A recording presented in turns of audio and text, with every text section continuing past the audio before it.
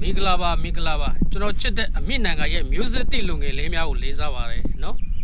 အခုဒီနေ့ပြောပြခြင်းတဲ့အကြောင်းလေးပေါ့နော်တစ်ချက်နှစ်ချက်လောက်ရှိပါတယ်လို့နော်အခုပြောပြမယ်နော်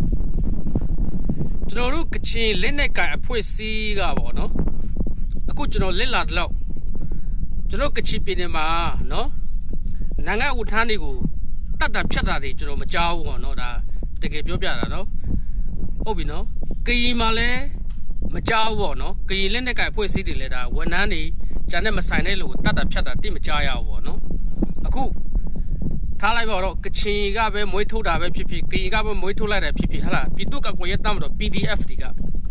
မင်းတို့လုံနေတဲ့ဟာဝန်ထမ်းတွေလည်းတတ်တယ်နော်ဖုန်ကြီးတွေလည်းတတ်တယ်နော်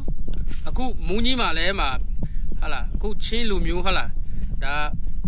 ဘာသာရေးဆရာတယောက်လည်းဒါတတ်တယ်ဆိုပြီးတည်င်းကြရတယ်ဟုတ်လားမင်းတို့လောက်ရတဲ့ကိုကြည်ပြီးမှဟာလားကိုယ့်ကိုတခြားစဉ်းစားပါလို့နော်မလုတ်တိတာတယ်မလုတ်နေတော့လို့နော်မလုတ်တိတာတယ်မလုတ်နေတော့လို့နော်မဆိုင်တဲ့ဟာတွေစိတ်ရင်းနဲ့မဆိုင်တဲ့ဟာတွေမလုတ်နေတော့လို့အကူကပြောချင်တယ်နော်မင်းတို့တမိုင်းမှာမင်းတို့ရဲ့မြန်မာတမိုင်းမှာမင်းတို့ကဘလူးမှဟာလားလက်ခံလို့မရတာတိုင်းတာကြီးဖြစ်နေတယ်ပေါ့နော်ကျွန်တော်ညီငယ်တွေနော်